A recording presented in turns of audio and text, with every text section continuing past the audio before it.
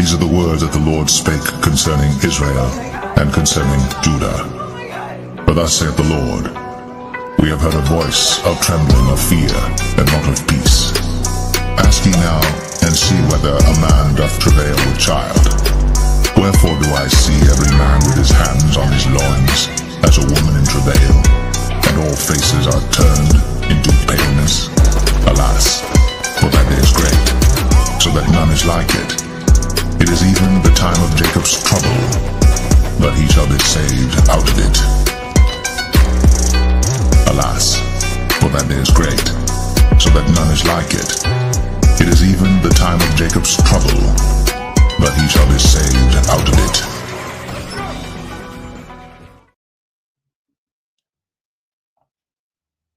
Yep, we should be good.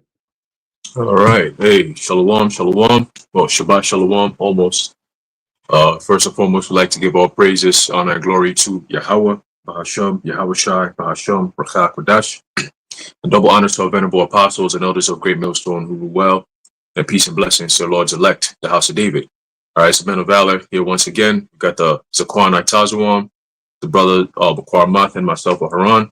All right, and as you can see, the title goes, all right, today is actually the Sabbath Sanctuary, episode 17.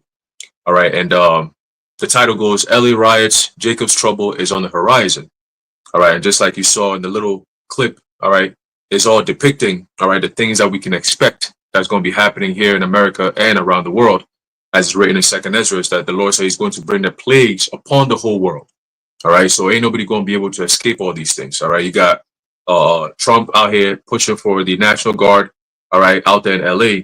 And it's been, I think this protest started on Friday. So you got Friday, Saturday, Sunday, today's Monday. So 3 days in, all right, they didn't even let this thing go a little further. 3 days in, they already got the National Guard out there. All right, I believe they were out there on Saturday evening, if I'm not mistaken. All right, so the very next day they came out there.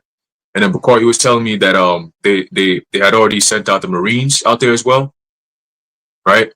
So Hegseth was also saying that they confirmed that they're gonna be deploying the Marines over there, like 700, right. I think they said. Yep, 700. Yep. So you got that to also look forward to, and it's interesting because out there in LA, over the years we've always seen a lot of these transportations of Humvees and all these different things, especially in the San Diego area, right? You got the San Bernardino area and stuff like that.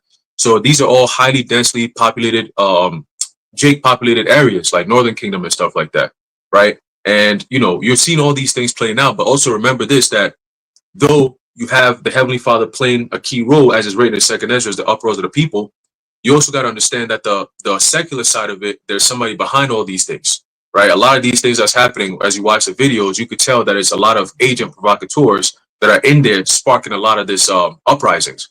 All right, this is all part of biblical prophecy that we're going into. All right, the sedition among men, the uproars of the people, okay, them not regarding their kings nor princes. This is all 2nd Ezra's coming to life. All right, and it's the beginning stages, so we know what's to come after when this thing really, really gets hot. All right, so yeah, man, a lot to expect. All right, you got it, bros. Hey, Khan, I just wanted to add, too, you know, throughout the years, they've had, you know, run simulations, right? I remember a few years ago, I want to say it had to be at least, I want to say it might have been like 2017 or 16, where they had, you know, the whole simulation that was run in Los Angeles, where they had like the Apache helicopters going through the streets. They had the whole Jane Hell 15 thing that was back in 2015. So what, about 10 years ago from now. So, you know, these things they've already had already ran, right, tests on how these things will operate, how this will go down. And I remember during Trump's first presidency, he had made mention of potentially sending troops to Chicago because of the whole shooting that was happening, you know, Chirac and all that. But then also with the whole George Floyd thing popping off, those riots, he had requested, you know, to basically send troops, militarized troops, to quell those protests over there in Minneapolis. But the governors and like people of his cabinet at that time basically, you know, wasn't with it. So now this time when he came in, this is why you see he had like such a sweeping revamping of the cabinet, right? And he chose people that weren't necessarily politically ingrained or had experience, but people that basically were just a bunch of yes men in his cabinet. So now, whenever he wants to do something, these guys, like Hexlaff, I've got his first name Peter. I think his first name is Peter Hexlaff, Hexliff, whatever his last name is. These guys are just full on with it, right? Naomi bitch, she down with it. So, he has because I was watching an interview and they had asked him, when do you think, I forgot exactly what they asked him, but they was like basically like, what would be the standard of sending in troops? And he says, well, whatever standard I think it is, something to that effect. So this is why just in 3 or 4 days, he's already sending Marines down there, right? He sent National Guard, he sent the Marines. He said that they're going to completely take over the streets, so we're going to see exactly how bad this gets, but we already know through the spirit that this is all, prophesied. You got it. Hey, real quick before I pass it, remember the border czar, Tom Homan, I think that's his name, right? Before Trump came in, he was on some like, hey, we're gonna come in, we're gonna clear the streets, we're gonna be doing what we gotta do because the border is a mess. And we were saying that, yo, listen to the tone. There's a reason why Trump will pick this guy to be part of, like, to be in charge of this type of operation. That's what it is. It's a military operation. And a military operation consists of offensive and defensive strategies.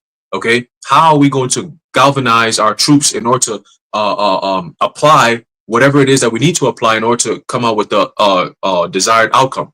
So in his case, okay, well, we're going to have to use the military. Trump said that before he came in. He said, I will use the military to make sure that the streets are back in order again.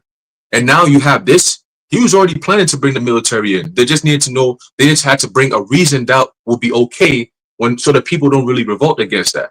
And this is the perfect scenario, right? The way the media is depicting it, and you have the Democrats, you got Gavin Newsom, you got Karen Bass, all of them, even Maxine Waters, all right, all pushing that left-right paradigm again, where Trump is saying one thing, the Democrat states are also saying another thing. And it starts with Cali. Don't be surprised when it hits New York and Jersey and all these different, mostly Democratic states, because their whole mindset is we're going to push against Trump to cause that clash, that Isaiah 19 clash. Okay, so you're starting to see that rhetoric being pushed, like, oh, this is peaceful protest. Meanwhile, they're throwing rocks at cars and all these different things, and it's all being done by design. Why are these troop cars driving through here, making sure that they get hit so it could be seen on camera, so people at home could be like, oh my God, oh my God. That's they need that reaction. Okay, auto add chaos. So the chaos is what we're seeing now.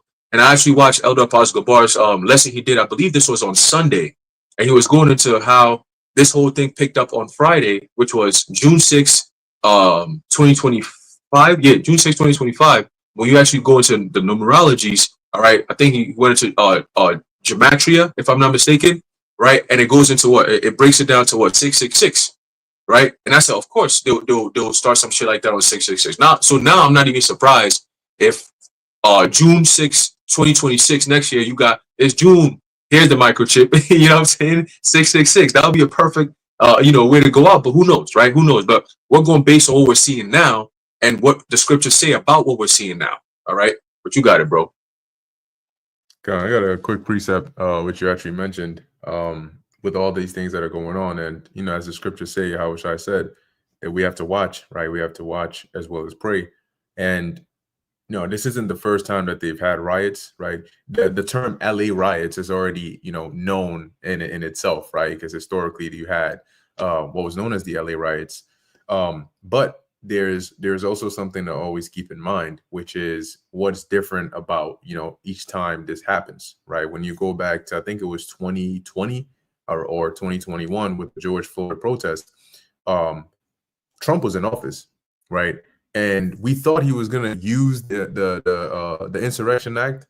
However, he didn't really, enact that in its fullest. It's still there, right? And that was his first term. But a couple of things are different now. Right now, it's his second term, right? His next term. And the cause for which those riots were going on is slightly different, right? Because back then, this was basically people who were like angry in terms of like a racial matter, right? They were like, oh, this guy was put to death wrongfully. And it's the people coming against the government, that kind of thing. This time you're dealing with a divide that it's sort of like a house divided against itself. Now it's not just people, but it's one side of the ruling class or the politicians or the government of America versus another. Right now, you're not just dealing with people taken to the streets. You're dealing with um, states, right, and governors and mayors that are now coming against the federal authority.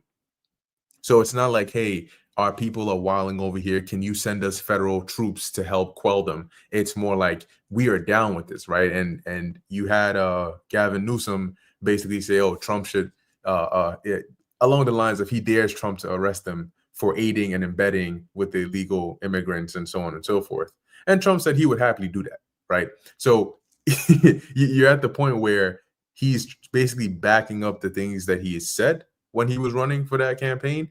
And like Haran was saying, this is a good tactic they're using, right? They're using this to basically provoke him, right? And paint that image that this guy is the kind of guy who will enact martial law, right? He's the kind of guy who will say, we'll do whatever we have to do to get it done, right? And so now you have basically states that are like, all right, well, F whatever you're saying, we're going to go against it. What are you actually going to do about it?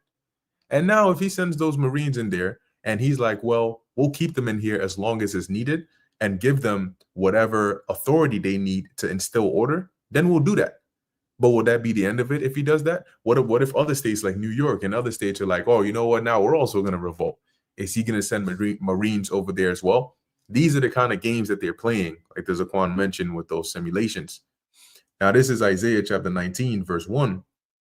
And it reads, the burden of Egypt, behold, the Lord rideth upon a swift cloud and shall come into Egypt. Now, in Isaiah 19, this Egypt isn't dealing with the ancient Egypt, right? It's worded as Egypt, but it's just dealing more prophetically with America. As it says here, and shall come into Egypt, and the idols of Egypt shall be moved at his presence, and the heart of Egypt shall melt in the midst of it, right? We know this didn't happen with ancient Egypt per se, right? Like as it is worded in here. But the main point here in verse 2, the Lord says, and I will set the Egyptians against the Egyptians, right? And that's what we're seeing now on different levels, right? It's on a racial level, it's on a political level, it's on a civil divide level, it's on many different levels, right? But you have Americans against Americans, which is the Lord's doing. It says here, and they shall fight everyone against his brother and everyone against his neighbor, city against city, and kingdom against kingdom. And today you call them different states and even different cities. And now you have state versus federal, right?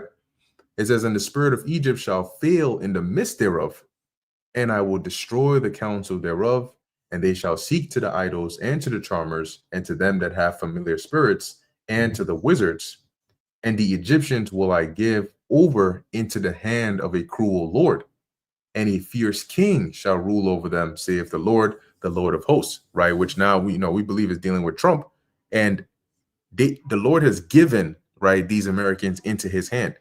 And so he's going to play the role that the Lord has put him there to play, right? That spirit of like those ancient Caesars coming back. He's going to play that role. It's just a matter of time for the Lord to say, okay, give the go ahead or give the green light. And all it takes is just one catalyst, right? Let a freaking Mexican cartel gang jump up in there and shoot an officer or something like that. Let just at least some shots get fired from one side or the other, and let it escalate a little bit. That's when you're going to start to see that like martial law, because now you're creating a martial like state, and now you need a martial like law to bring order to that. But yeah, that's it. Yeah, Khan, and it's actually spiritual, right? Because we understand this chapter to be prophetic, but even when you go historically as well, that during this time you had the Southern Kingdom, right, wanting to being in an alliance with Egypt against the Assyrians. So this was basically like a warning unto the Southern Kingdom about what happens, what would happen if you align yourself or make an alliance with Egypt, that Egypt isn't going to be something that or a place that you're going to see, safe haven in or find a place of rest in. And when you go into, what happened with Trump being elected, you had an historical amount of particularly northern kingdoms, right? So-called Latinos, Native Americans that voted for Trump. Okay, I'll never forget. I posted like periodically on my social media that a video of that Spanish like concert, but it was like, I will vote for Donald Trump.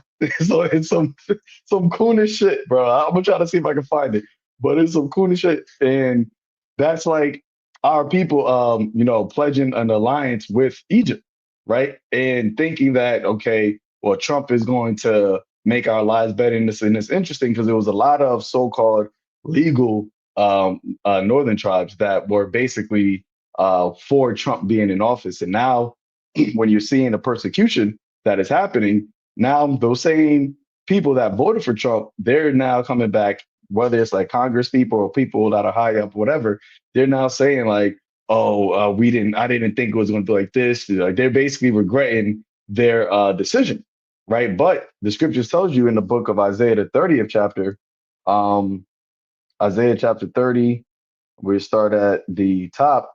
It says, woe to the rebellious children, saith the Lord, that take counsel, but not of me. Why? Because during this time, right, with this whole Trump, you have a lot of people that never voted, right, that decided to vote this election because they were seeing and that was all by design, right? The whole Democratic Party falling apart, Biden dropping out, and then them pushing Kamala in, and she just being a cackling, demon, not knowing nothing. And it just looked as though that like the so-called left was so broken that it was like you had people that voted Democrat their whole lives was like, you know what, we gotta vote for the right because at least there's more stability there. At least they're not going, off the deep end with these agendas, the TG agendas and all this other crap. So it was all purposely done. So that's why when Trump came into office, he constantly was speaking about how many people voted for him, how popular he was in the vote, right? How even the so-called Black and Latinos, voted for him so much that, historically. But the counsel during that time was still being put out of Yahawah Shem Yahawashi, right? It was still, you still had the men of the Lord telling our people, don't fall for this trap, right? Don't fall into this left-right paradigm that what we are for Yahawah Shem Yahawashi. So it says that it says, Salaki, and that cover with a covering, but not of my spirit, that they may add sin to sin. Because a lot of our people, reason why they voted for Trump, because they wanted stability back in Babylon, right? They wanted, taxes lower. They wanted inflation lower. They wanted to have that comfortability of being in Egypt, right? Modern day Egypt, right? And having those victuals readily available to them and being able to partake in the quote unquote American life, which is nothing but wickedness and sin. And they wanted to do that comfortably. So they wanted to add sin onto sin. It says that go down, Salakia, that walk to go down into Egypt and have not asked at my mouth to strengthen themselves in the strength of Pharaoh and to trust in the shadow of Egypt. Therefore shall the strength of Pharaoh be your shame, and the trust in the shadow of Egypt your confusion. So the same thing that you thought was going to be your strength, right? The same thing that you thought was going to be your protection is going to be turned into your shame and your confusion. And this is what you're seeing happening right now. Okay. And I was watching one of these truthers, and they were basically saying how this is really just the beginning of, how it's going to explode, right? This is like the first so-called protest during 2020 with George Floyd. But you see how crazy it is with just the first one, right? And how much it escalated within the first 72 hours. So if it's starting like this, what happens when it gets into what they call the summer of love? When shit starts to just get more and more hectic and more, it's only going to intensify and build, So yeah, that's it on that. You got it. I got a precept. This is the book of Matthew, chapter 10, verse 34. Think not that I am come to send peace on the earth. I am come not to send peace, but a sword. For I am come to set a man at variance against his father, and the daughter against her mother, and the daughter-in-law against her mother-in-law. and a man's foe shall be they of his own household, right? And he that loveth father or mother more than me is not worthy of me, and he that loveth son or daughter more than me is not worthy of me. And he that taketh not his cross and followeth after me is not worthy of me. He that findeth his life shall lose it, and he that loseth his life for my sake shall find it. So, adding on to the point, how people are looking forward to Egypt, right? The scripture talks about the dark times are inevitable, but there is a manner in which you should maneuver through these dark times. And you have people out here that are looking forward to voting to Esau, thinking that he's going to make things all right, when we just find out that he's doing things that does not work for that's not in their best interest.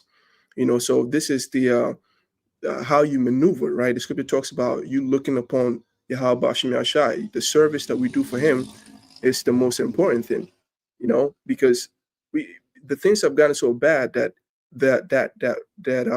enchantment and bread and circuses ain't working no more.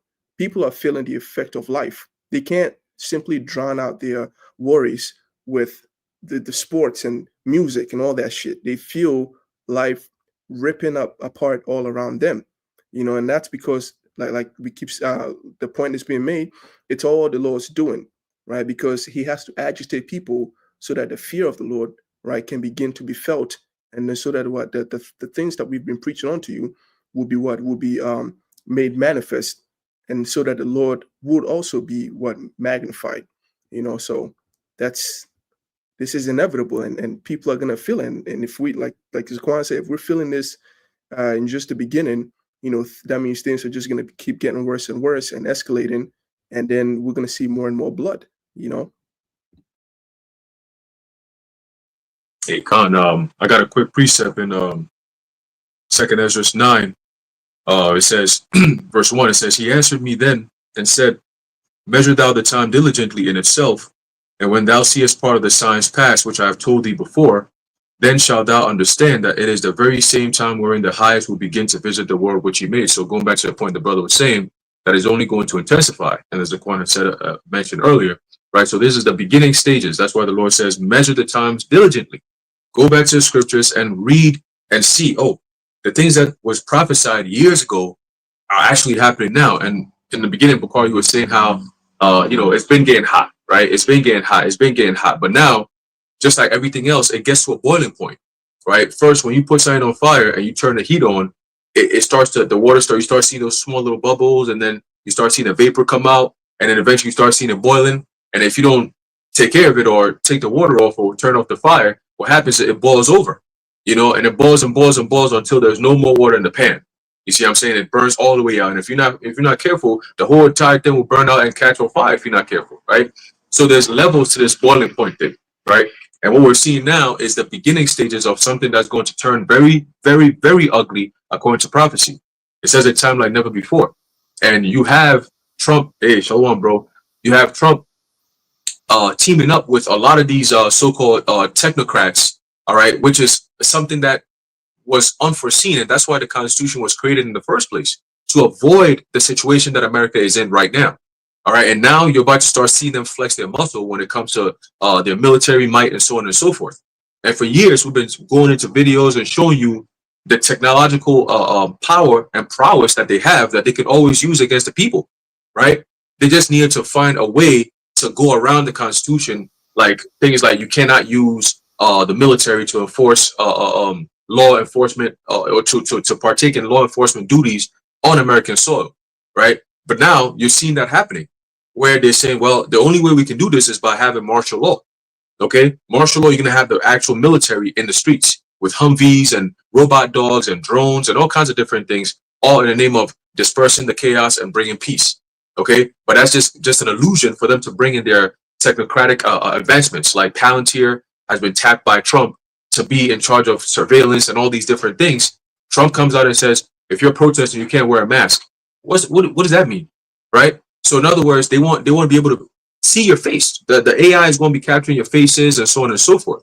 All right, but let's continue in 2nd Ezra 9. It says, therefore, when there shall be seen earthquakes and uproars of the people in the world, and that's what we're seeing now. But We were seeing it in different countries for years, but we always said it's not until it hits Babylon that things are going to pick up. And right now we're seeing those things picking up. Okay. It didn't happen on June 6th by coincidence. All right. It didn't happen by coincidence. Plus, I think the end of May into June, you had the WHO and their pandemic accord treaty taking effect. Right. So you have that to look forward to. You got the CBDC that they've been talking about. They said by August, they want to have it established out in Europe. And if it's in Europe, it's going to also take effect here in America because Europe also deals with the American dollar. So if they're switching everything over to CBDC, what do you think is going to be happening here in America? Right. And then, of course, you got this whole Trump versus Elon Musk beef to fuel the fire of that division. OK, so everything that you're seeing now is just the tip of the iceberg. And I'm telling you, yo, they cannot wait to start flexing their muscles on the people, man. All right. The DHS, the FBI, the CIA, the NSA, even the post office. All right. The post office general, all these different agencies have ammo. I mean, billions of rounds of ammo that they cannot wait to start unleashing on the people. And they can't wait, just like Netanyahu, how he's just like continuously beating down the people in Gaza and all that. Like every single day is like, we need to destroy Hamas. Hamas is the problem. We need to. That's the spirit they're going to have here in America. They're going to be coming after the illegals, the immigrants, the domestic teas. They'll bunch it all together. It's called Rex 84. Look into that. Right. It says here, continue. It says, verse 4. It says, then shalt thou well understand that the Most High spake of those things from the days that were before thee, even from the beginning. Right. The Lord said he declared the end from the beginning.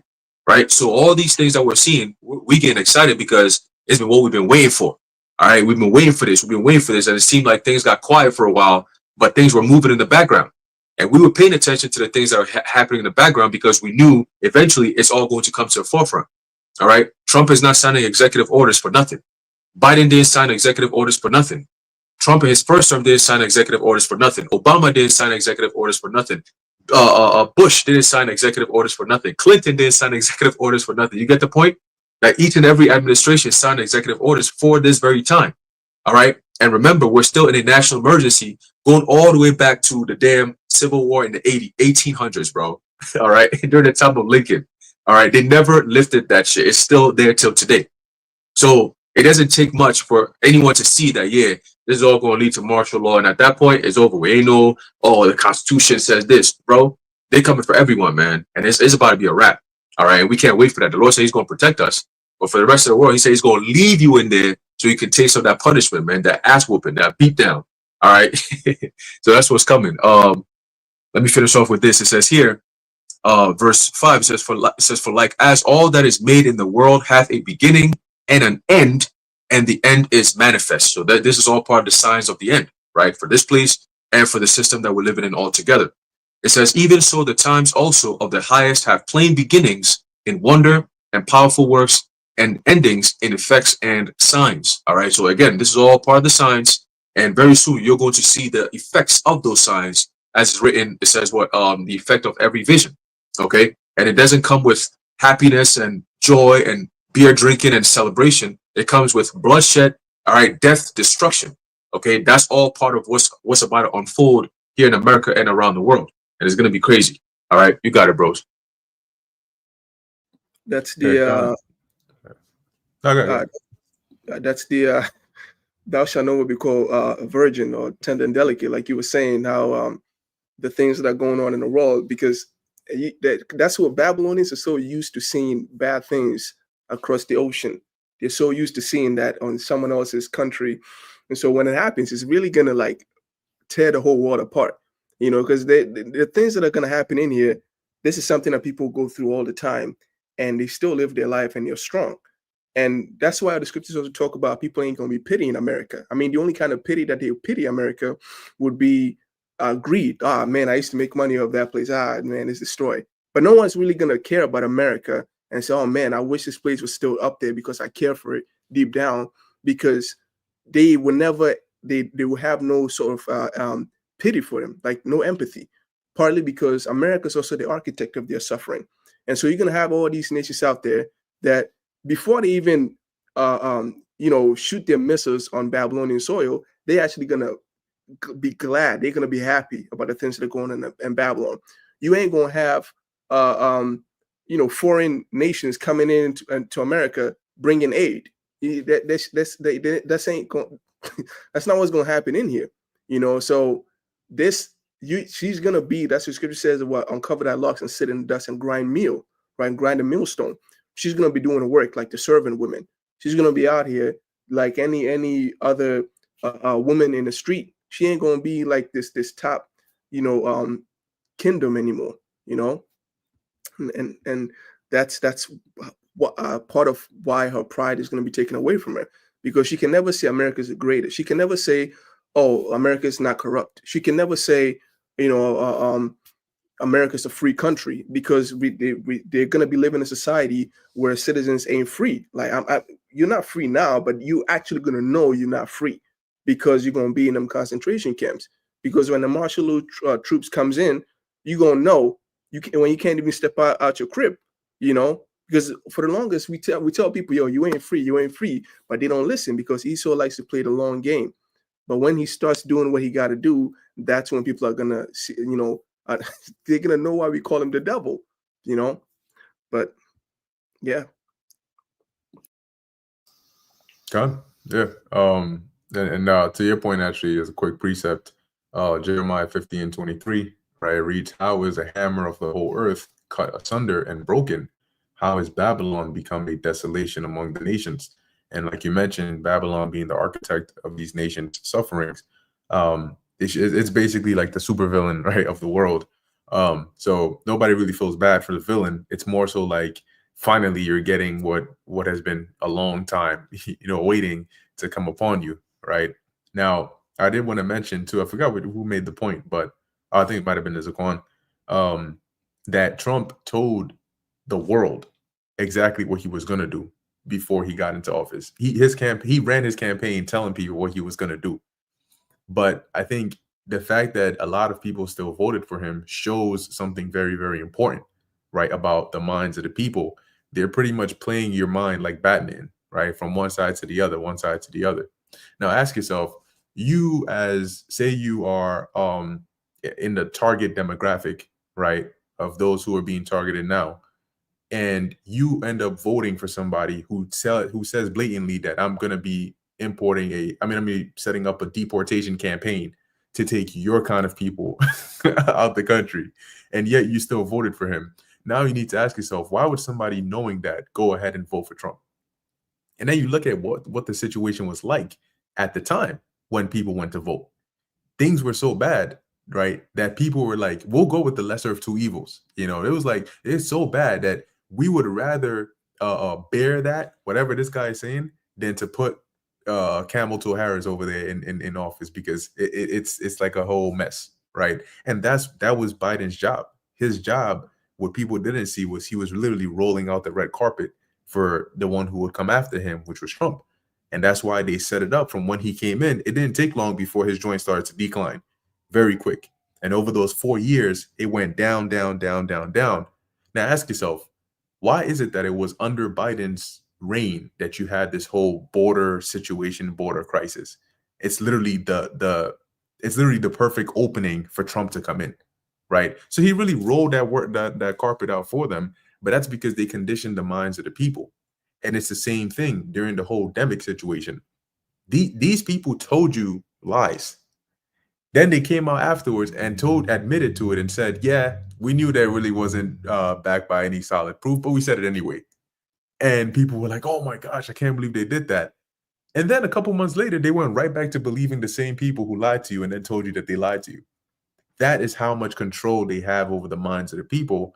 And it's via a tactic called silent weapons, or for quiet wars. I think that's what it is, or vice versa, where it tells you that they don't shoot bullets, they shoot like situations, right? Their gunpowder is information and simulations. And because it's not a physical gun, people are getting hit, but they don't know what's hitting them. So they feel like something is wrong in the world, but they can't put their finger on it. And as time goes on, they go along with it. As things get bad, they get worse. So if things get bad and your mind gets just as bad with it, nothing is really getting bad for you, right? But the Lord has it to where we're able to see the world for what it is. So we see it getting worse. But because these people are getting worse with it, they don't see what's actually happening. Now, real quick, I want to get this precept because now we're seeing what's leading us into, yes, this is it. Silent weapons for quiet wars. Yep, the phrase silent weapons for quiet wars refers to a document that outlines a plan for, there you go, that's what it is. Social engineering and control using subtle tactics and strategies. It's often associated with CTs. Yeah, they had to throw that in there. Yep, that's the one right there. So silent weapons, these are not traditional weapons like guns or bombs, but rather tools of manipulation like economic control, psychological warfare, and the manipulation of information. And then the quiet wars, this suggests a covert, ongoing conflict where control is achieved through subtle, unseen means rather than overt violence. And that's literally the world we live in today. That's why this beast was known as that old serpent, right? Which was more subtle than the beast of the field. Now, this is 2nd Ezra chapter 15, verse 1. Just to add to that last part you just said, and that's why it also goes into the second beast having 2 horns like a lamb, but spake as a dragon, right? The first beast wasn't described, having that. Although the second beast exercised all of the power of the first beast, it looked more appealing to the people, right? Because that word lamb, I believe, goes into I think it's the word lamb. It goes into like a savior, right, or a Messiah.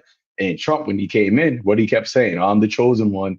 They had the whole theatrics of him, having a assassination attempt twice, and all of that actually played into the manipulation of the minds of the people, because now people really thought that he's actually for the people, and the so-called deep state wants to try to take him out, but he survived it. And now he's using that whole rhetoric of surviving that as, oh, God saved me so I can save, the nation.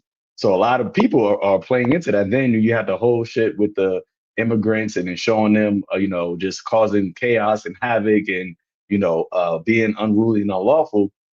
All of that played into this manipulation to have people now look at, so even when you had northern tribes, even looking at other northern tribes as being like the problem, like, oh, no, we need to get you guys out of here. You guys are not like us. So you just had literally just a conglomerate of confusion amongst Babylonians fighting one another, and I know you had something you want to finish, so I'll stop right there for now. Oh, yeah, no, you're good. It's just, I'll start with this one verse in 2nd Ezra 15, just backing onto the point that you just made, right? This is all leading into the vision that Ezra saw. Right. And as we always say, the visions that were written, it makes sense, right? The Most High, why would the Most High show in the visions just the cause, right? And it just leave out the actual effect of what actually happens. That what benefit would that be to us, right? We would see what they saw and then we would all be like, oh shit, now what? So the Most High gave them what the end goal was going to be, right? This is what they do. This is what they do. This is what I saw them doing. Just like in a movie trailer, they show you like the midst of it, what's happening in the movie trailer. You have to watch the movie to see how you get there, right? And that's what we're going through now. So this is 2nd Ezra 15 and 1. Behold, speak thou in the ears of my people the words of prophecy, which I will put in thy mouth, saith the Lord, and cause them to be written in paper, for they are faithful and true, right? And that's what basically we have now. Now, I wanted to mention that part. I'm not going to read this whole thing. I just want to jump down to one of these verses here. I was speaking to Haran about it earlier today, because we're also seeing, what's this, 2nd Ezra 15 and 16. For there shall be sedition among men, and invading one another, they shall not regard their kings nor princes, and the course of their actions shall stand in their power. Now, sedition is not to be confused with insurrection, right? Sedition is not the actual overthrowing of the authority. Sedition is the speech that incites that insurrection. And that's what we're seeing now. I saw a video of it. You had a woman, I forgot who she was, but she was doing a press conference, and she was basically telling the people, right, the side of the immigrants who are being deported and those supporting them, saying that, hey, these people are coming with like rubber bullets, and they're coming with National Guard troops. So they basically don't support us. We got to come back just as hard, right? We also got to take to the streets. We also got to like not back down as they basically turn things up even more. And I did a lesson on this last year that was Maxine Waters, whatever her name is, the whore that sitteth upon many waters, whatever her name is. She basically was like pushing for that. They said, like, we're going to organize violence when Trump comes in office so that we're not going to be allowing him to get what he wants, basically. That's prophecy, right? As the Zaquan pulled the definition for sedition, you can see it right there, right? So that's what we're seeing now, along with the other prophecies. And you notice they're all in that same chapter, right? So Ezra saw sedition, but he also saw uprisings. That's it on that. I just, Salakia, I got you. All right. I just wanted to add, and it's interesting because as you mentioned about we're seeing the effects, right? The prophecies are the effects. And what people don't realize what the cause is or what the reason is, when you read, I believe it's in verse 4 of that same chapter, it speaks about what the wickedness has greatly polluted the earth. So this is what people don't realize why these things are happening is because of how the earth, and particularly here in Babylon the Great, is saturated with wickedness, right? And they don't think that there's a consequence for the wickedness that has been going and has been, greatly polluting the earth, right? It has been just constantly happening. And when you have the prophets, the whole duty of the prophets, Isaiah 58:1, is to what? Cry loud, spare not, show Israel their transgressions, all right, and show Jacob their transgression, house of Israel their sins. But see, they don't want to see the problem, right? They want the effects to go away, right? But they don't want to deal with the root of the cause, which is the wickedness. So they still want to be wicked, but not have to deal with any of the problems that comes with the wickedness. But that's why the scripture says in the book of Sirach, the 40th chapter, and I'll give it to you, Haran. So let me pull it up. Sirach chapter, I think it might be 40. Yeah.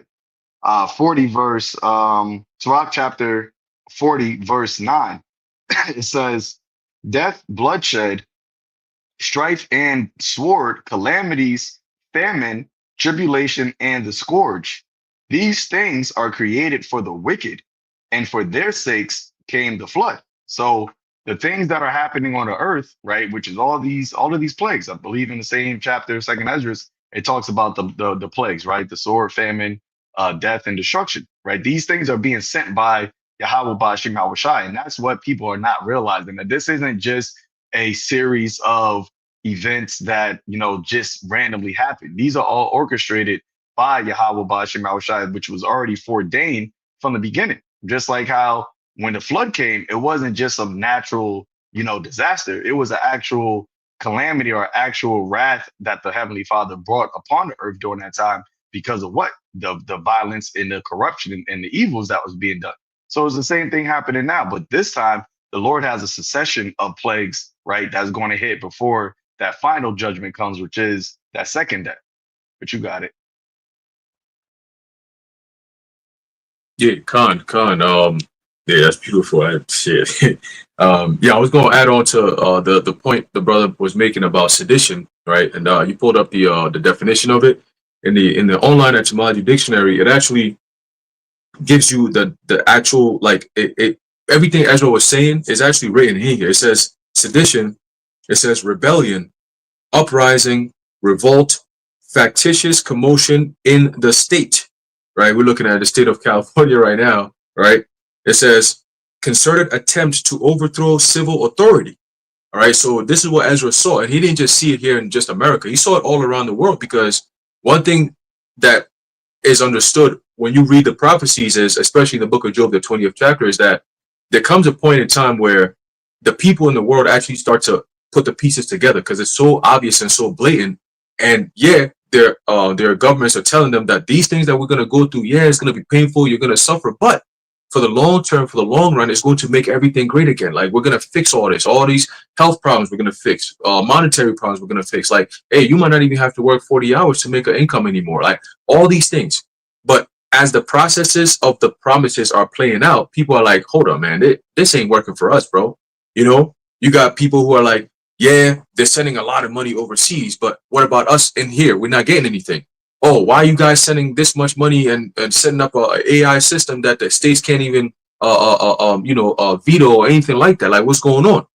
And that's, people don't even know that, yo, that's setting up that MOTB system, because it says he calls us all, both small and great, rich and poor, to receive that MOTB. So you're being set up in a state where you can't even push against it.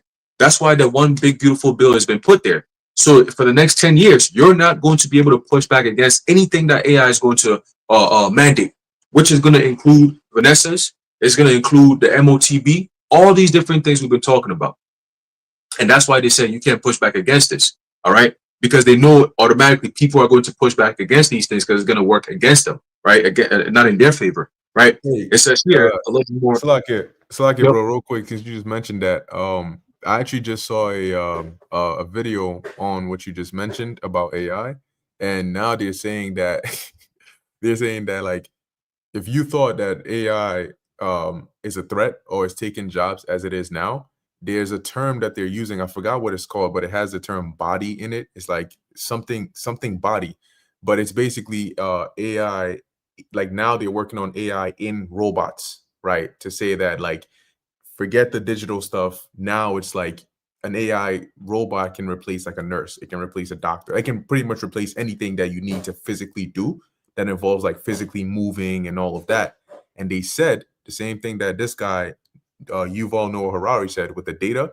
They said all those like Meta glasses, the VR headsets, the Tesla cars, and all of those, whenever they talk about sending diagnostic reports, they're actually looking at everything you're doing from a human perspective, how your hands are moving, what you're looking at, how you're interacting with things. So the robot in itself, once they're training it in the virtual world, everything you're doing is actually it's taking that information and it's training those robots in that virtual dimension, so that when they physically move, they can move like actual human beings. That's where you get your whole ex machina stuff from.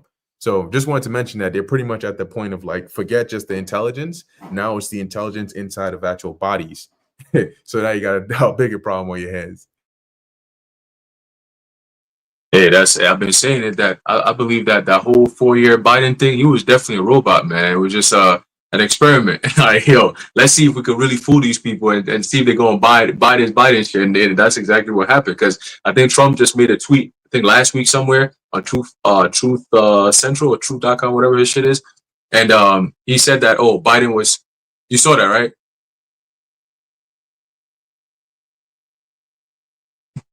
AI about abolitionists. Oh shit.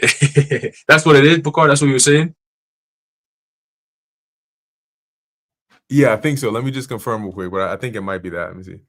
God.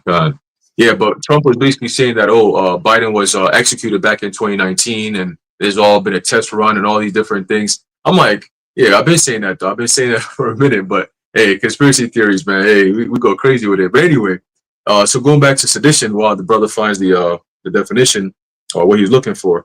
All right, it says violent strife between factions. That's Isaiah 19. All right, that's Matthew 24. That's Mark 13. That's Luke 21. All right, Second Ezra 15, what we just read. Right, all these things, Ezra is seeing these things. Right, it says civil or religious disorder, riot. Right, the very same word sedition, we're seeing that happening now, known as a riot today. All right, it says what? It says rebelliousness against authority. Okay. And it says civil disorder, dissension, strife, rebellion, mutiny. Literally going apart. Separation. That's a division. And a kingdom that's divided against itself shall not stand. So we're seeing the end of this kingdom, but these people don't put the pieces together. Even if we bring it out to them, they're not going to see it. Right? It says here, the meaning, conduct or language inciting to rebellion against a lawful government is attested by 1833. It says in early use, factious with tumult, turbulent. All right, and this is what they need. That's that chaos, right? They need that turbulence. And guess what's going to happen? A lot of Americans are going to end up getting messed up by the military, and that's going to be a tone setter.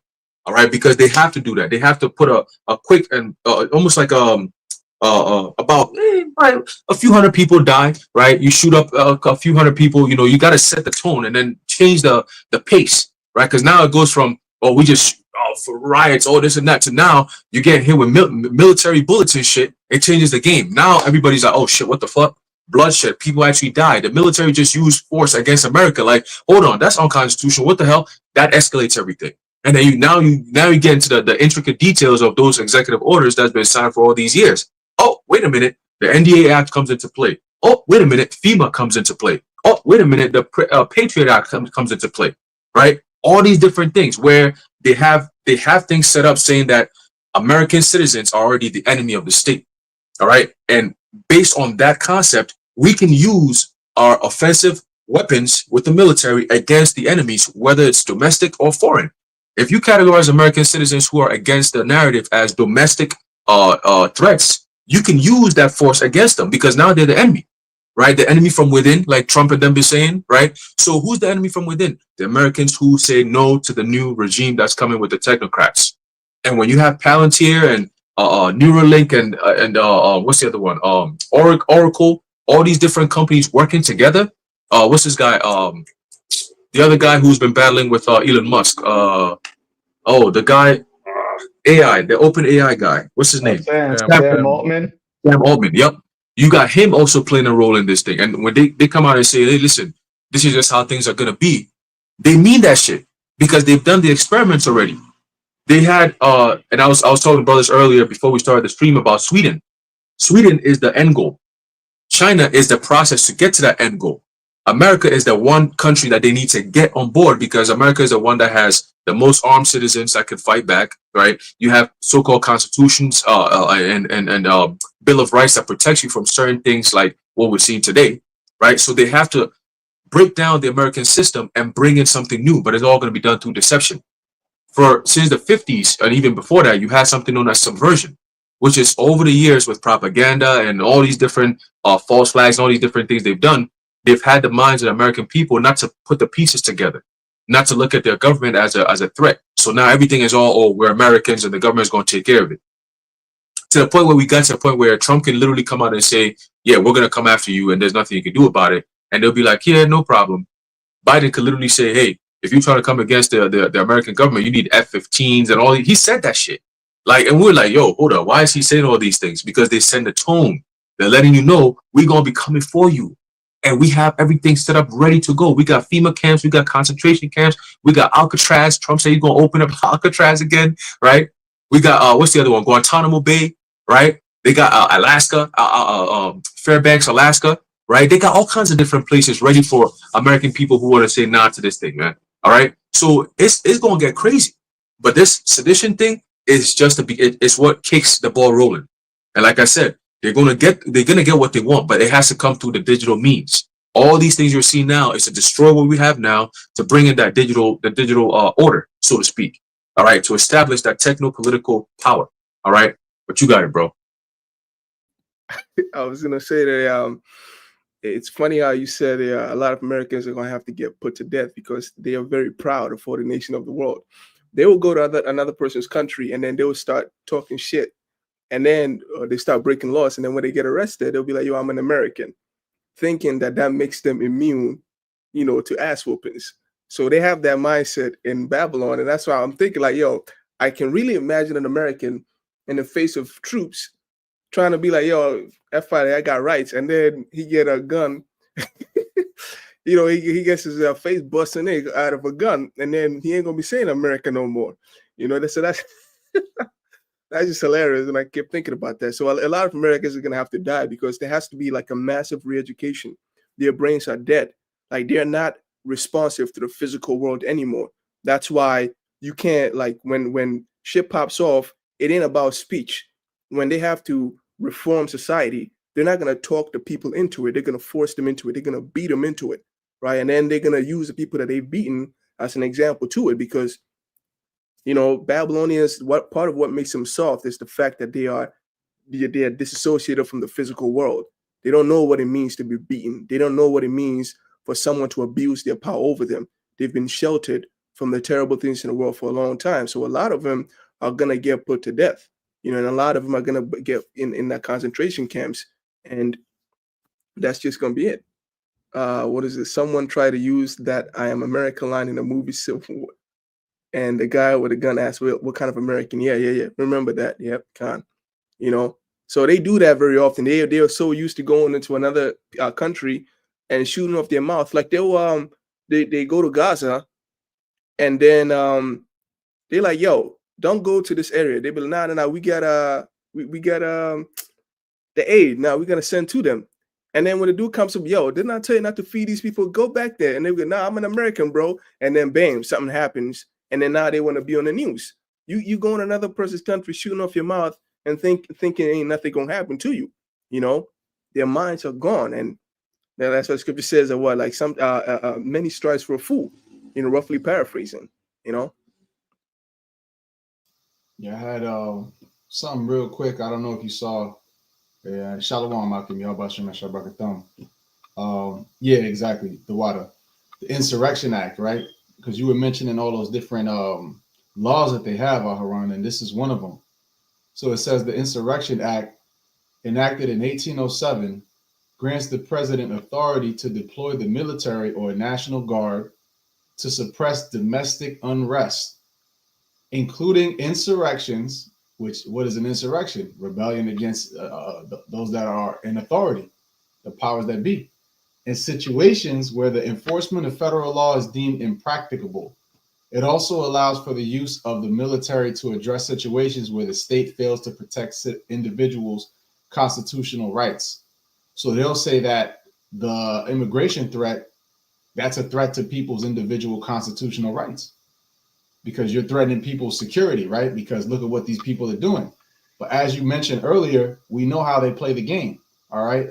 Two horns as a lamb, but spake as a dragon, which if you could pull that up, Babu Kusha, and I'll read it. This is exactly the playbook that they've always had, that left-right paradigm. And we see how they're setting it up. Now all of a sudden these are popping up. You can pull it up on your tab too. Oh yeah, I'm sharing yours. The water. Revelation 13 and 11. Right. Yep. It says here, Revelation 13 and 11, and I beheld another beast coming up out of the earth, and he had two horns like a lamb, and he spake as a dragon. Right. So those two horns, that two-party system. All right. Speaking as a lamb is a docile, soft creature. All right. So when they speak as though they're coming for your benefit. Right. Both sides. Both of them are acting like they're the righteous cause on the earth. Right. But what do? And he spake as a dragon. And when you go into that word for dragon in the blue letter, see if I could just pull it up real quick. All right. It basically deals with I'm gonna just pull it up.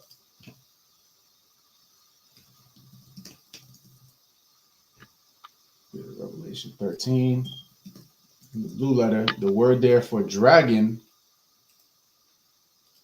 it says G, that's the spirit. The Greek is G1404. I mean, come on, that's a sign right there. But it's Dracon, and it says a dragon, a great serpent, and name for Satan. So they're coming as a lamb, and the lamb, represents, the lamb's wool. The lamb is Yahawashi. That represents righteousness, or coming in in a way that's supposed to benefit you, right? But really, when they're speaking, what are they speaking as? A dragon, a serpent. All right. It says what? A fabulous kind of serpent. Right. They wandered after the beast, a dragon. So they'll have these things set up. And now you're going to see all of these Democrat states. Watch, Chicago, New York, LA, for the rest of however long they want to have this going to accomplish their goal. You're going to be seeing these things pop up.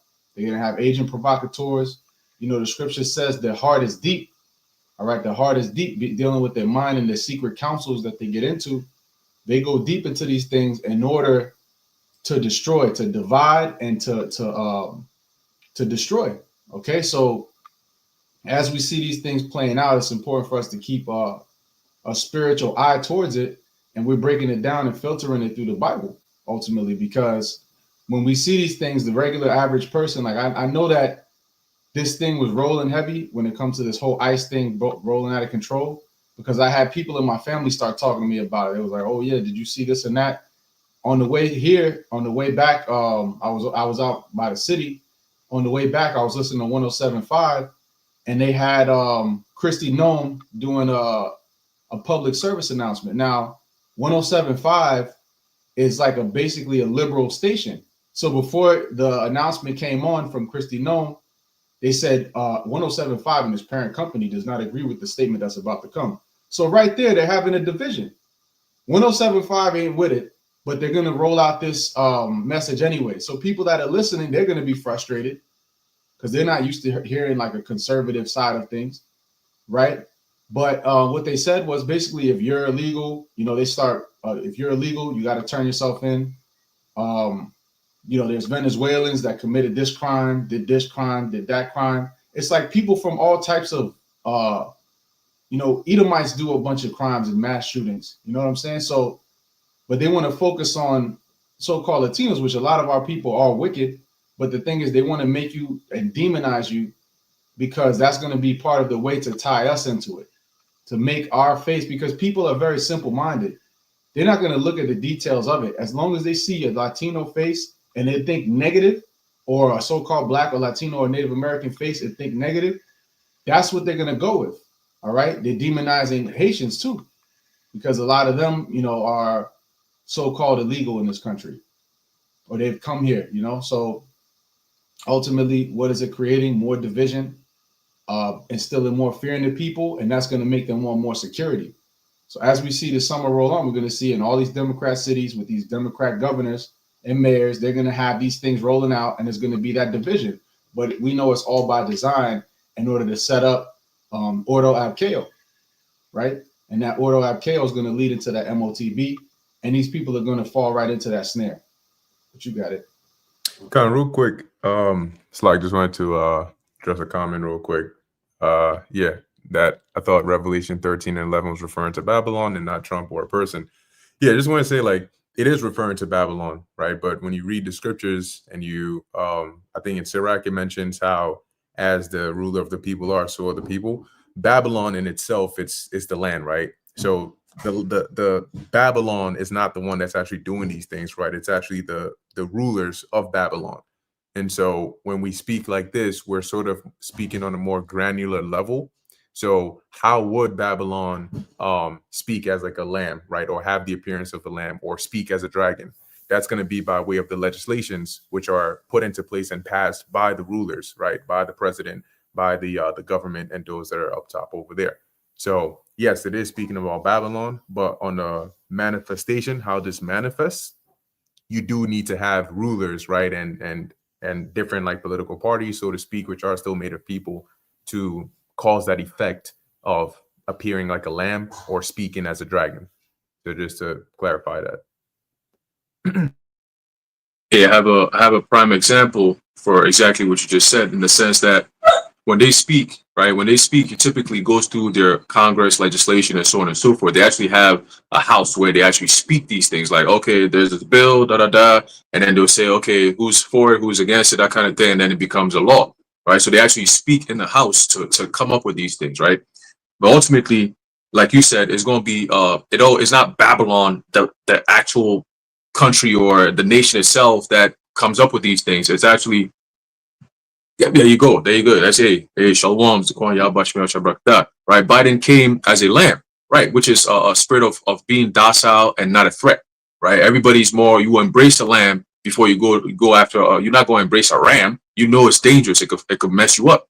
But a lamb, that's not you know, it's not going to do anything to you, right? It's very docile. Like Biden literally was docile. Niggas falling down the stairs and shit, like a newborn lamb that can't even walk on his legs and shit. This nigga was a whole clown. But that was the deceptive step to bring in the draconian, which is the spirit that the Lord has put on Trump.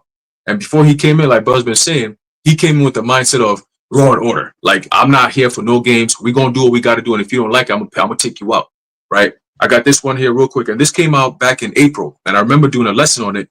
And I remember vividly mentioning how this is all going to bring about martial law. I said that in the video, and I'm glad they didn't take it down, so we can actually go back and watch it. But The title goes, Donald Trump's new order sparks martial law concerns.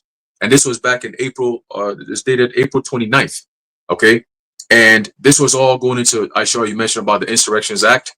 Let's read. It says, President Donald Trump has ordered federal agencies to increase the flow of military and national security equipment to local law enforcement, a move that has raised concerns about the militarization of policing across the United States. And that's Isaiah 19, where it goes into the cruel Lord. When you go into that word cruel, it's synonymous with draconian in Revelation 13:11. All right, about the dragon. All right, Draco. All right, that's what they're building up right now, and they're using these, like I keep saying, these technological agencies like Palantir and them to bring about this draconian system.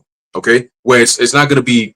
You're no longer dealing with people. You're dealing with entities. You're dealing with non-human devices that are going based on what they've been programmed to go based on. That's that beast system where you can't really negotiate anything. It's either you have it or you don't. You know what I'm saying? If you don't, you're looked at as a public enemy and you're going to be made an example of, right? So it says, research into militarized police forces has found the practice can erode public trust. That's what you're seeing now, right? The public against the government, against their law, so-called law enforcement, right? It says escalate encounters between police and citizens. That's what you're seeing in LA. Okay. Remember, I believe was it next year they're going to be having the I believe it's a World Cup or something like that they're going to be doing, or it's 2028, something like that, right? But they got I think it's 2028, 27, 2028. They got the World Cup thing going on that's going to be held in LA. And then they also got the smart cities LA agenda shit that they got going on, where they were burning down all these houses and all that. So it's very interesting that they're going to start this whole thing over there in LA. Like, oh, okay, let's see how this plays out and what they're going to tie into it. Like I said before, there's a lot of narratives that could come from this, right? A lot of laws and legislations that could come out of this. A lot of lifestyle changes that could come out of this, right? So we're going to see, and it's all going to affect so many different states as well. All right. It says, this is going to blur the distinction between military operations and domestic law enforcement. This executive order specifically has increased fears around an encroachment toward martial law. Okay, this was back in April, and now we're here in June. Okay, within 2 months, you're seeing the difference between something that was talked about and how it's going to play out within 2 months. And years ago, these kind of things would be like probably 5-10 years before shit like that plays out. 2 months and it's already playing out. So the Lord is speeding everything up, man. Right? It says the president has already called for his government to review the Insurrection Act. That's why Shar brought out, which would give more domestic power to the military. And that's going to go against Paz y Comitatus, right? Which is using U.S. military to engage in law enforcement activities in America against American citizens. All right. That was to prohibit that. But now they're going to circumvent that. Okay. In the name of, these are illegals and we don't know who's illegal and who's legal. So we're just going to come after everyone. That's going into Rex 84. Right. So it says, and now wants to provide regular law enforcement with militaristic material. It says the strength. This is the executive order. It's called the Strengthening and Unleashing America's Law Enforcement to Pursue Criminals and Protect Innocent Citizens executive order. Okay. And when you read through it, it's basically giving them the ability to use lethal force in terms of deadly force against American citizens. That is insane. And like I said before, that's what's going to kick the game. It's going to be a game changer. As soon as they start using deadly force against American citizens, based on the reaction, you're going to see something different come out of that. All right. Like they always say, the real reaction is in the real action is in the reaction, problem, reaction, solution. All right.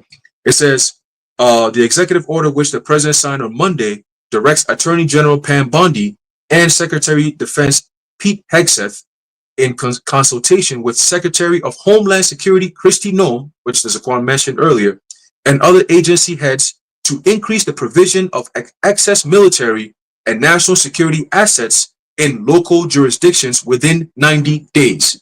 Okay? From April 29th to June, what's today, 8th or 9th?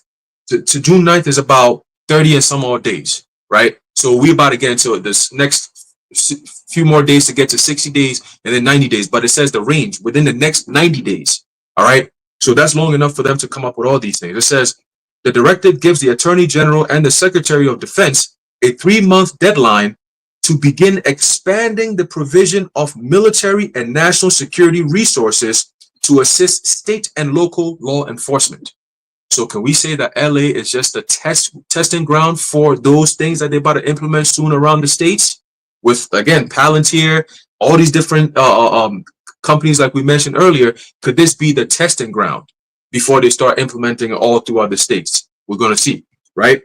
It says here, while the order does not specify the types of equipment that will be made available, past programs involving the transfer of military gear to police departments have included armored vehicles. So you throwing all these rocks and shit like that, it's not going to do nothing. All right. It says tactical equipment and surveillance technology. Palantir plays a role in that. Okay. Surveillance technology. All right. The order also stipulates within 90 days of the date of this order, the Secretary of Defense, in coordination with the Attorney General, shall determine how military and national security assets, training, non-lethal capabilities, and personnel can most effectively be utilized to prevent crime. What does that even mean? To prevent crime. What does that mean? Right? That's very vague, and that's done by design.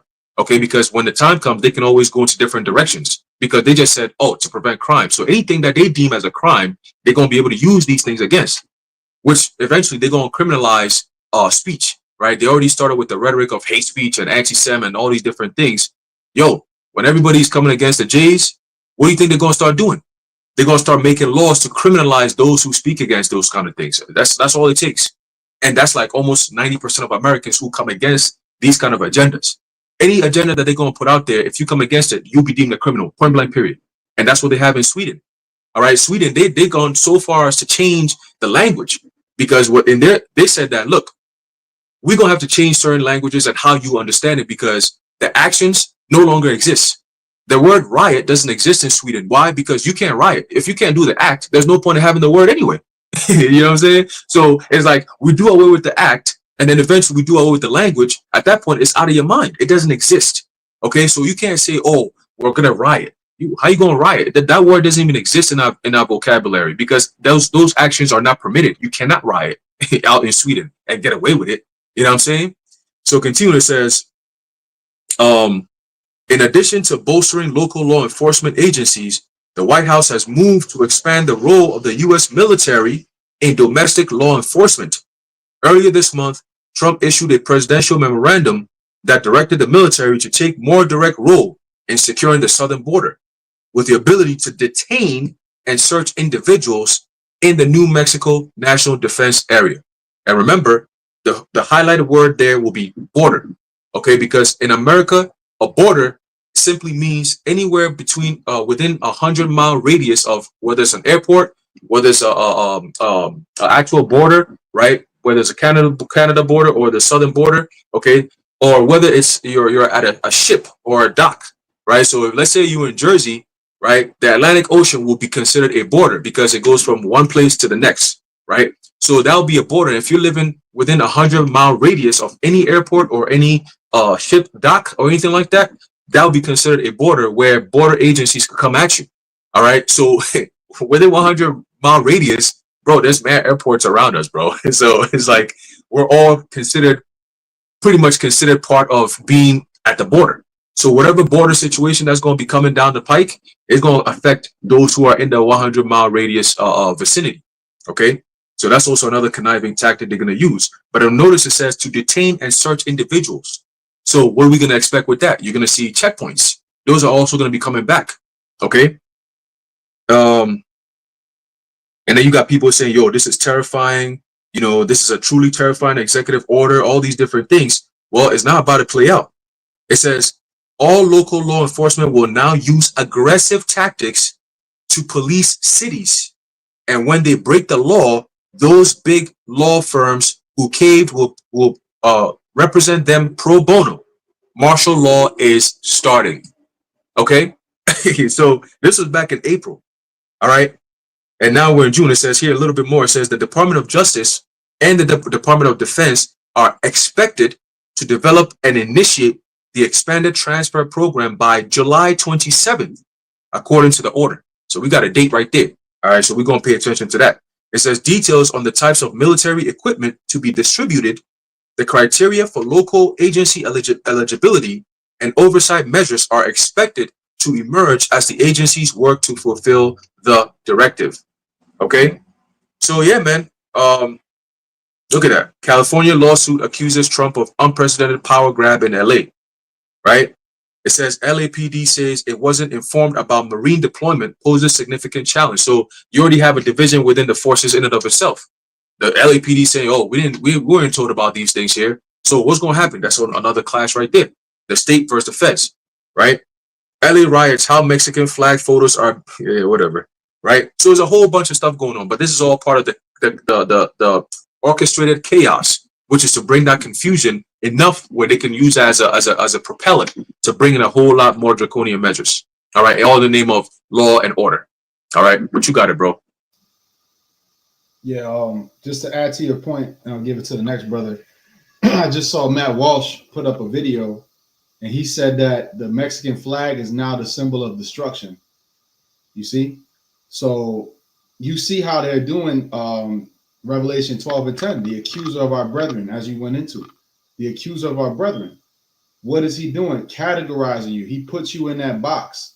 He puts you in, lumps you in with a group of people. So now we're all in the same category. You see? So now you're talking about salvation for blacks, Latinos, and Native Americans, but Latinos are going crazy right now. So you with this? So they're going to start to try to say that. A lot of people have expressed confusion on social media because they're wondering, well, if these people love Mexico so much, to the point that they're going to wave the Mexican flag as they besiege a foreign country, why don't they just go back to Mexico? Why are they violently resisting any attempt by the Trump administration to return them to the homeland that they're supposedly so proud of? Doesn't appear to make a lot of sense. And on one level, you know, the answer seems obvious. These people don't want to go back to Mexico because they destroyed it. That's apparently what they're capable of doing, destroying things. To be sure, we're constantly told about all the wondrous benefits that hardworking Mexicans bring to our country. And yet, Mexico, with all of its Mexicans, is a dysfunctional hellhole that Mexicans desperately want to escape. So something isn't quite adding up here. Yeah. And it's just crazy because he talks about, well, they're violently, but didn't your ancestors come here and violently take everything and pillage and buck break and destroy to get what you got? And then this damn demon wants to talk about Christian values, man. Was it Christian values when you were giving our babies as alligator bait? Was it Christian values when the slave master abused men in a sexual fashion to break them down in front of the whole group of slaves? You see, but this is a damn hypocrite. But again, this type of situation, this is why we tell our people, don't go out and do this type of shit, to be orderly and wait upon the Lord. But again, they're using certain people and they're using this whole agenda to demonize the Lord's people ultimately. Black, Latino, Native American, doesn't matter. As if you in that category, you're going to be looked at a type of way now. You see, and this is what his plan is. Okay, but it's in the guise of security and this and that. But it's devils like him that they're going to use in talking heads, podcasters, and people that are, popular so-called online, and they're going to be used in order to push that narrative. Most Issacharites that I know, they ain't with that shit. They might be against what's happening, but they're not going to go over there and do all that extra shit. But then again, you do have simple Jakes that might do it. But the point being that the majority of Jake, really, they just want to work, especially Issachar. All they want to do is really work and mind their own business. I don't see them out there doing this shit, but again, they're pushing that agenda, and they'll get certain sellouts to do it to demonize the rest of us. You see, but ultimately, the Lord YAHAWAH Shem Yahawashi is going to preserve us from all of these false accusations. So it's good that it's happening because now he's showing his horns, and this is the perfect administration to do it. This man is coming down. He is acting as that cruel Lord from, I think it's Isaiah 19, right? So he is acting in that stead. And we see how it's playing out. And we're not even half a year into this man's administration. We got 4 years of this shit. Imagine what's about to happen, man. Woo! Ooh, baby. You got it. Hey, Ayash, I got you real quick. When you mentioned something about how they're going to tie us in, it just hit me through the spirit that there's a reason why you got them ISUPK dudes all of a sudden doing all this training shit. Were they training for something like this? Right? Because you got IUIC, they always want to be everywhere there's some bullshit going on. You see them niggas marching up and down with all the purple shit. Hey, Jesus Christ, blah, blah, bullshit. ISUPK, I just posted a video, I think it was yesterday or 2 days ago, where they're doing this marching thing. And I'm like, so all this training, all this marching, all this, they got this Edomite who came in and did this whole documentary about the Black Hebrew Israelites, all that dumb shit. Could this really be something that was being set up for now? We're going to see, right? Because they always got to, you know, the left-hand side always got to come in and be like, all right, hey, listen, we about to build up our case against the right-hand side, so we need y'all to do your thing, all right? We gave you all this money for a reason, so go ahead. Now it's time for you to, you know, pay back, you know? So we could see that. We could see that happening. You know, I wouldn't be surprised, right? I'm sure brothers will not be surprised, but we're going to see it. Where all these camps, all of a sudden, you're going to have them in the midst of all this chaos where you don't want to be. They going to find themselves there just because that's what niggas do, you know? But we're going to see, man. We're going to see. And this time, hey, the Lord might not even let them get away with it. You might not just get a Kenya and get away with it. This time, you might get some bullets up your ass, man. You know what I'm saying? That would be a nice thing to see. Get these niggas back in their right mind. But you got it, bro. Now, I was going to say it's a good point you made, actually, on the audacity of this devil, you know, to call someone destructive. The scripture says he speaks wickedly concerning oppression. But I wanted to, I thought of an example on him, you know, acting out as a dragon as opposed to being a lamb. And I was watching this, it was kind of like a podcast and a little bit of a documentary where these people, when they send their military out there and they send them out to keep order, they will set a curfew. And if they ever see anybody of the native land, even if you're driving down the street, like let's say you late for work or something like that, they will light your fucking ass up. They will that heavy ass, big ass shit on them trucks, they will unload that shit on the car. And then he said that after that, all you just see is paste. And then they just leave it there. And then and then the natives come in and then they got to bury the body or clean it. And they don't even do anything about it. And they got to do it. There's also examples where he was specific about this, where he was a sniper. And he said that sometimes he would just go into someone's crib and then they would look through his crib, take everything that they could use to maybe attack them. He said, just to control the area. So any 9%, so you can't cook. And he will be a sniper. He can be there for days. So you can't go anywhere in the house. So you in there with them and you're just a hostage. And then this is like Afghanistan. So they just be in there waiting for someone, a target because they have an information that a target may pass by that area. So they just got to wait. And then just waiting and you just in there with your kids. And you got all these men in your crib and you're standing there. So when the scripture talks about, you know, as a madman, Babylonians don't really understand, like, when these motherfuckers are terrible. Okay, they are fucking scary. That's why even David said, "My enemies are too strong for me." In the book of Psalms, let me see if I can get right now, the 18th chapter, "Deliver me from my enemies, for they were too strong for me."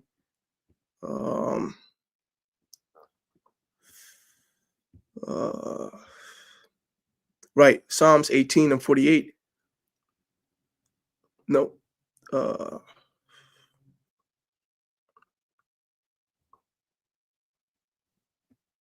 Let me see. It's in the 18th chapter, but I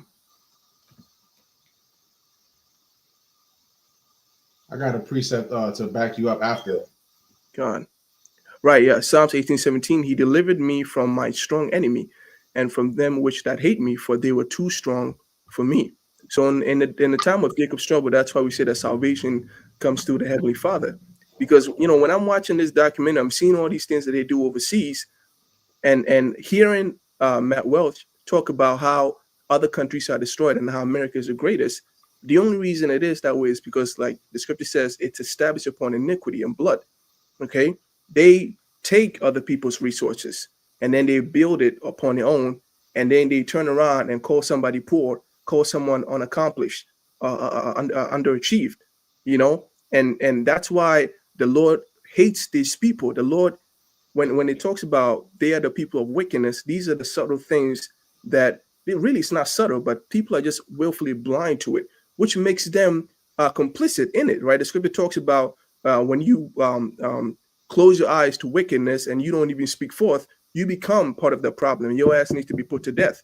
That's why a lot of these people out there that are advocating for Esau, that come up against us for preaching that their downfall, the Lord is going to destroy them also, because they don't have the mindset of a righteous judge.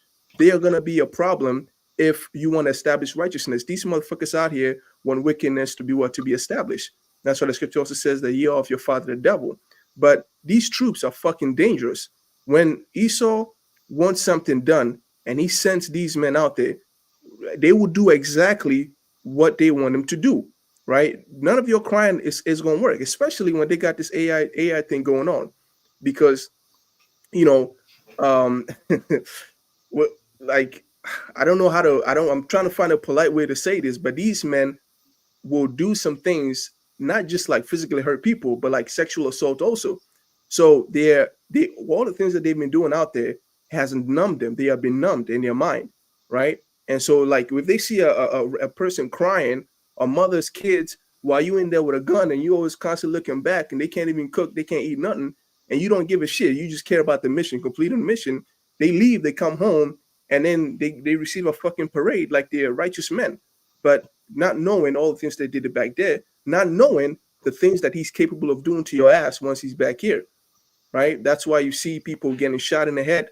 And then like the videos that Kwan posting in the chat, you know, this woman gets shot in the head, and then the dude is like, oh, there's no ambulance. There's no ambulance because you haven't called it. And then he wants somebody to call the ambulance. And he's like, yo, you shot the woman, you better call the ambulance. But he doesn't want to. He feels it's not his responsibility.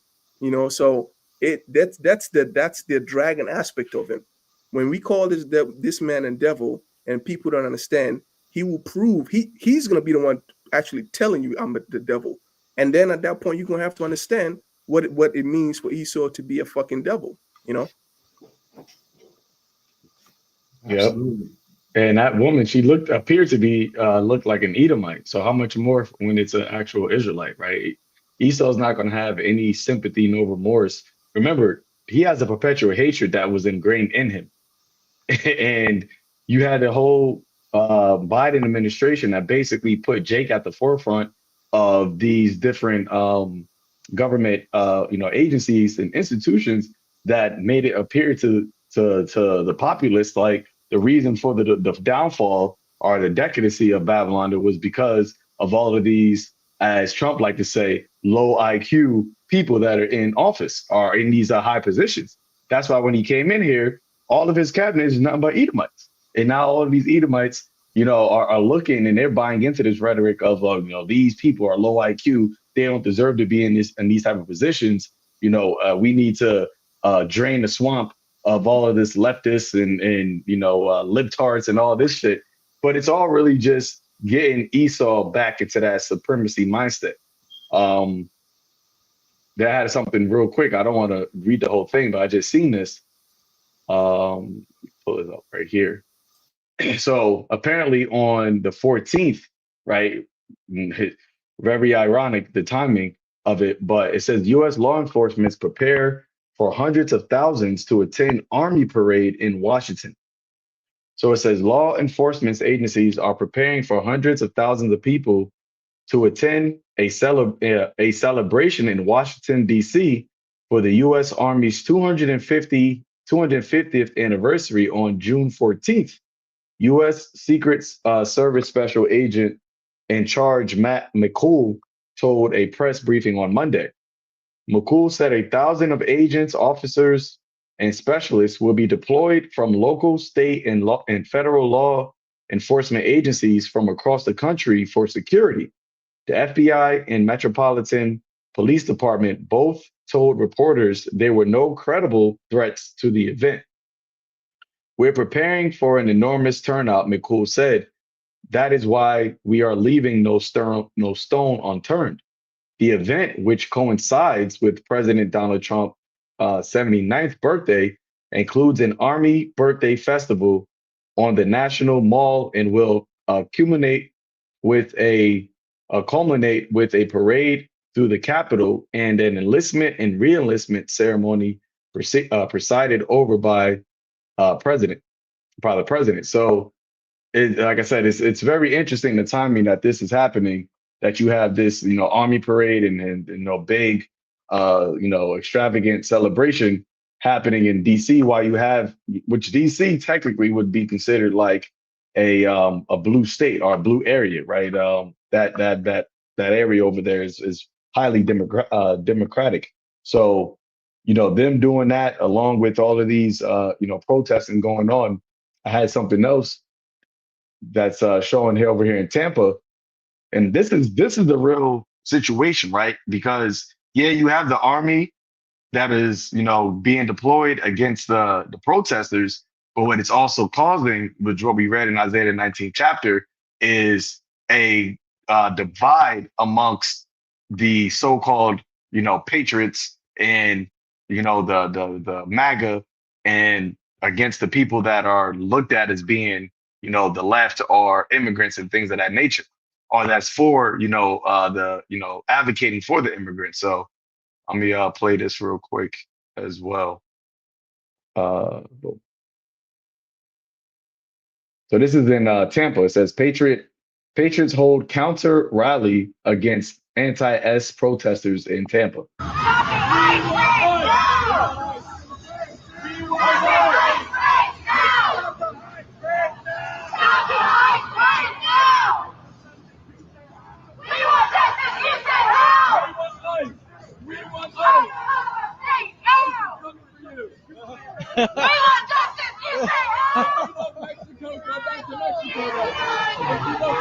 Go back to Mexico. If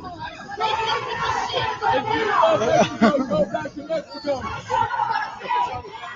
John, you're fast.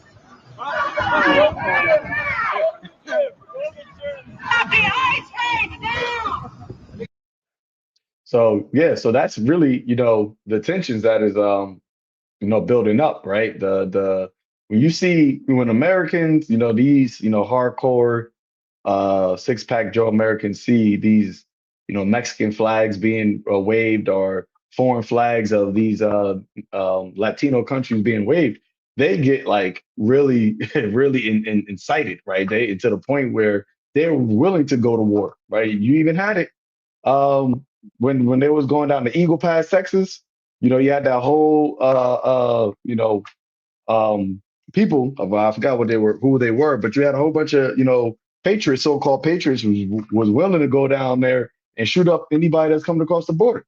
So that was back then when things wasn't really as hot, right? Because you didn't have the whole ICE situation and all these things. But now you're seeing this whole thing, get to that boiling point. So this is something that is not really going to be a one-time thing, because the ICE agents, they're not going to stop. They're not going to say, okay, you know what, we're not going to try to get the immigrants out of here anymore. They're going to keep doing that. But the same time they're doing that, and I also think that was purposely done as well, you have a lot of what they call mistakes, right? You're having people that are American citizens. You're having people that aren't, violent, that's been here for years, right? You have somebody that was actually here on vacation from Chile that basically got grabbed up in New York City while she was with her daughter, 12-year-old daughter, broad daylight. And she was like, basically like, oh, I'm actually vacationing here. And they just grabbed her. They didn't even say nothing, just took her away and left her daughter, 12-year-old daughter, on the street by herself.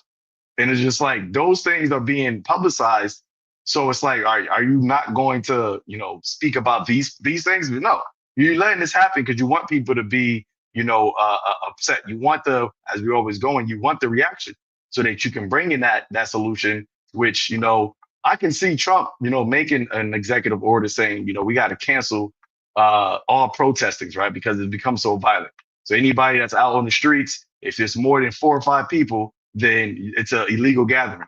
And that's how you can, same thing with the emic, for a time period, we didn't go out on the highways and byways, not because it was directly against us, but because of the order that was given, it wasn't wise to go out. So that could be a way that the famine of the word, starts to be brought in as well, because understand that for all these things that we always say, these devils still want to come after this truth as well. So they're just trying to find their different ways, their different snares to set it up to where they could just lump everything all together, one big, beautiful bill to get the Israelites. But you got it. Yeah, I want to mention one thing too, that's a spirit, because ultimately all these things that's happening, they're stirring up of Babylon in and of itself is mostly centered behind the two kingdoms, the northern kingdom and the southern kingdom, right? Because back in 2020 with the whole George Floyd thing, it was the Black Lives Matter situation that caused an uproar, right? Which is mostly southern kingdom.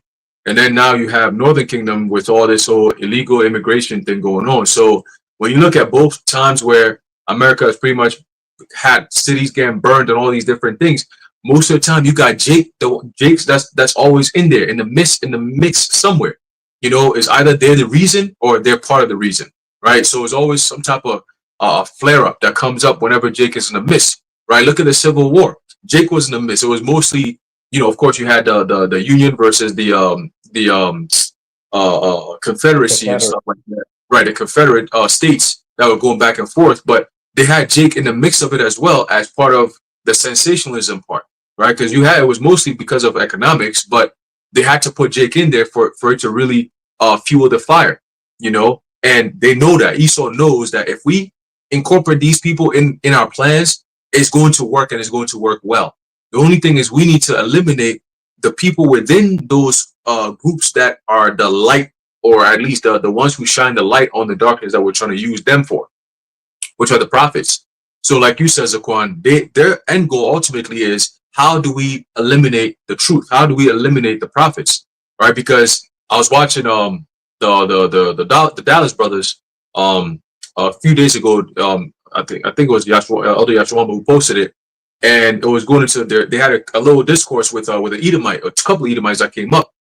And one thing that the Edomite said that stuck to me was, you guys are telling the truth and you're saying it in a way that's not popular, in the sense that most people today, they would like to say what we say, but they're afraid of the societal norms that they might break, right? Which is, oh, I can't say this because somebody might look at me weird or whatever. We just come out right and just tell you what it is, because we're in the world, but not of the world. So the things that the world consists of and acts of as the norms, it don't pertain to us at all. We're just calling it out for what it is. So we look at it from a different point of view. The world looks at it more like, oh, this is how our world is. We can't really speak against it, because then what if they eliminate me from the world? Like I still have my job. I need to work and pay my bills. And the guy ultimately said, eventually when the MOTB comes out, he's going to take it. We don't have no intentions of taking it, because in our minds, we know that's just a test for a short time, and then the end comes. For them, it's a technological advancement / progression that must take place. And if you don't partake in it, you're going to be asked out. In a world that is so technologically, I would use the word technologically sound, in the sense that everything you do runs through technology. So in order to actually work and pay your bills and just live in society alone, you must be in the technology stage. You must have some technology within you in order to function. We don't look at it like that. We look at it as more like the Lord's going to take care of us for that short time. We're going to be out of here. They see it as, this is just how the world is going. The guy said it. It's just the way the world is going now, and eventually it's going to come and we're going to have to deal with it. Well, but for how long though? Right? And what do you mean by deal with it? What do you mean by that? Right? So it's like people are already conditioned to accept these things to come out. And the part where they actually get to accept it hasn't come yet, but this is the building stage. This is all part of the building stages to get to that point. So when those guys came up and they were having a discourse with the prophets, it was like they knew, like, yo, nah, we talking to like people who are on a different level. Like everything they're saying, the guy said, yo, you guys are presenting facts. Brothers, they have to go pull up a book and be like, hey, these are the facts. No, it was just spiritual, just coming out. And the facts are literally just saying, yo, this America, this is what it really is. Oh shit. Well, damn, I didn't know. I mean, you guys are telling the truth, because we know too, but we pretend like we don't know because we want to keep on going with the system. And in order to keep on going with the system, we got to live that lie. But you guys are literally just breaking down the whole lie. And that's something that's dangerous to the rulers of the society, because it's like, yo, if you break down the lie and the deception, the people are going to see it for what it is, and they're going to build confidence to come against it. We don't want that. You know what I'm saying? We want to continue pushing the propaganda. We want to continue to push the distractions, right? This whole Trump birthday / parade is a distraction. All right. Magicians call it misdirection. All right. We're going to put something in your face, and then while you're looking at it, we'll get you with something else. And then boom, we get you up out of there. You know what I'm saying? So that's all that's happening. All of a sudden, Trump want to have a parade, a birthday parade. Nigga, what president, what's the last president that did that, some type of shit like that? where they say it's going to cost over $47 million. What? Nigga, ain't the economy like about to die or some shit? Like there's a whole recession and all these different things.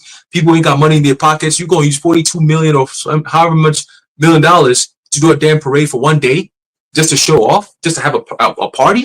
This is mad strange, bro. And whose money are you using for all these things, right? So it's like all these things happen, and Americans are not even putting the pieces together. But again, this is all done by design, man. But you got it, bro. Hey, just to add to your point real quick, that was what Nero was known for, man. Them grandiose spectacles. He was known for putting a lot into the gladiatorial events. He was known for putting on these big shows. He was like a showman. And you could clearly see Trump fulfilling that same lot, man, and doing these things. And let alone we have that, which you just mentioned. And then you have next year is the 250th anniversary of America. So how much more is he going to push it then? And they're going to have that super, and that's to incite that super patriotic Edomite vibration within the people. And to say, fuck everybody else. It's all about Edomites. I have this precept, John 10:10. The thief cometh not before to steal and to kill and to destroy. I am come that they might have life and that they might have it more abundantly. So the thief, the devil, all right, this is the same playbook he's had from the beginning. Everything brothers have been describing, the ice, the lies, the deception, everything he's going into is what? Leading to death and destruction and mayhem. You see? But what do we come? We come in the spirit of Yahawashi, and he came what? To give life and to give life more abundantly. So no matter what they're saying against us, you know, ultimately we're coming in the name of Yahweh Bahashem Yahawashi.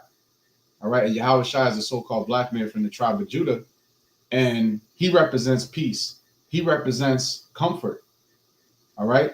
But that peace and comfort is for those that are going to repent of our people. So those of you out there that are out there doing this madness with these, you know, going out there riding and thinking you're doing something, you need to repent, because you see this devil is not about to fucking play with you, man. He's about to come down with serious wrath and serious destruction, man. And whoever gets in his way, you know, hey, we're getting in his way in the spirit, but in terms of a carnal sense, if you don't have the covering of the Lord and you try to go at it with this man, there's going to be a lot of death, man, coming up. A lot of death. The streets are about to run red with blood, man. And we see we're right at that time, man. And that's what Jacob's trouble is all about. And to the brother who mentioned earlier about Jacob's trouble, you could say we're coming into the beginning stages, but when Jacob's trouble is hitting, man, there's going to be no question, you know, and it's going to be a lot worse than what you're seeing now. This is just the early stage, initial stages of setting up the pieces. All right. You got it. Yep. Hey, God. I think I had one preset, right? Because as brother, I forgot, I think it might have been Haran was talking about, you know, the propaganda and like the lies that Esau has been pushing out.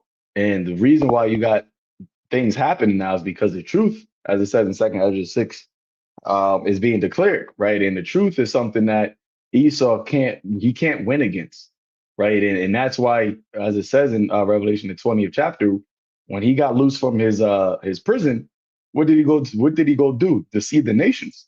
Because in order for him to have his power, it was founded in deception, right? From the beginning, the serpent from the beginning. And what he was banking on was that the truth would never be unveiled, right? But that is why when Yahawashi did what he did, right, his last words before he died was said, "What? It is finished."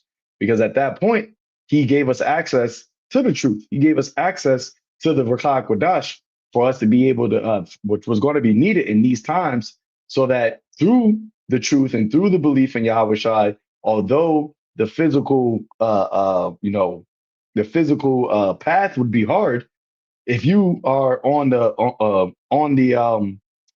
what's the word I'm looking for, on the side of the Lord, for lack of a better term, right? If you have the truth and you understand it and you are fully convinced in it, there's really nothing that this devil could do. So here in Isaiah 47 verse 13, it says, 12, it says, "Stand now with thine enchantments and with the multitude of thy sorceries. wherein thou hast labored from thy youth, if so be thou shalt be able to profit, if so be thou mayest prevail, right? And that is the only thing that this devil could do, right? He could only just try to use his deception. But once the deception isn't working, he's going to resort back to his blessing, which is the sword, right? And that's where we at right now, because, and that's why you had, from, 2020, when all that was going on, you even had the think tankers, right? The World Economic Forum. They said what their biggest enemy is what? Mis and disinformation, right? Which is ultimately the truth that was being put out, right? The knowledge of what they're doing and actually breaking it down and giving it, disseminating it to the masses of people. That was problematic for them. But they're at a point now where they can't try to, repackage their lies or repackage their deception, because whatever angle that they've tried to, the prophets have been getting at it, from America to London to Australia, everywhere you got a prophet just poking the holes and unveiling, right, the lifting up the skirt. So they can't actually use the way that they're accustomed to using deception on the people. So now they're coming with the whole physical aspect of it, which is also going to be a way to try to get people deceived, but it's going to be more so through, a lot of bloodshed, right? It's going to be through a lot of fear of actual death that a lot of people are going to be deceived. It's not going to be so much on some, just a regular way of deception that Esau has been using. So I just want to bring that out. But we all good? Looks like we all good. Okay, cool. All right, so with that, we're going to close it out, and Lord willing, this was edifying unto the elect. As we always say, right? Just to keep watching, right? Yahawashi told us to watch and pray always, because these things that we're seeing, right? These are the beginning of sorrows, and the only way that you're going to escape it, right, is if you are, doing your due diligence, right, and staying in the spirit and keeping the faith, and staying in that sober mindset, right? So. Lord willing, this is edifying unto the elects and to the elect Salaki. In closing, we want to give all praises to Yahweh, Ba'ashem, Yahawashi, Ba'ashem Rakak Quadash. Until next time, Shalom to the elect.